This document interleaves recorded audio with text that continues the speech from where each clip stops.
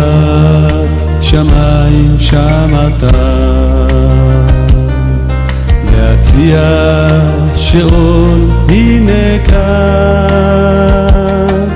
כי בכל מקום שנפלת לשם נמצא איתך השם יתברך. עם משק שמיים שם אתה, להציע שאול הנה כאן, כי בכל מקום שנפלת לשם נמצא איתך השם יתברך. אוי אוי אוי אוי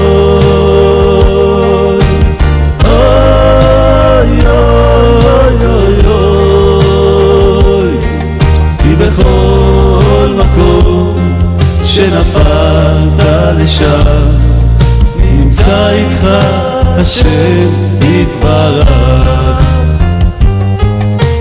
אוי אוי אוי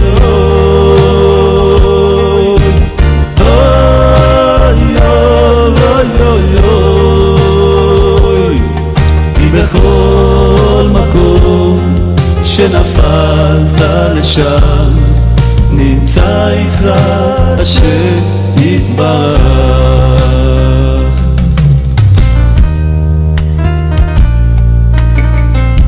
כשאדם רוצה להתקרב להשם יתברך ולשוב בתשובה, צריך שיעברו עליו אלפים ורבבות ירידות בלי שיעור, וצריך שיהיה גיבור חזק לחזק לבבו בכל פעם, לבלי להניח את מקומו משום ירידה שבעולם. והעיקר הוא התחזקות, לחזק את עצמו תמיד, אף אם הוא כמו שהוא, להאמין באמונה שלמה שאין שום ירידה בעולם, כי בכל מקום יכולים למצוא את השם יתברך. בבחינת אם משק שמיים שם אתה, והציע שאול הנה כאן, כי אפילו כשנופל לשאול תחתיות רחמנא ליצלן, אף על פי כן צריך לחזק את עצמו תמיד, ולבלי לייאש את עצמו לעולם, כי גם שם השם יתברך נמצא, בבחינת והציע שאול הנה כאן.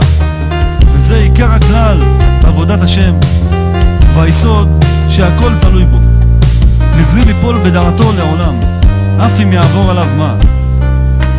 בכל מקום שיהודי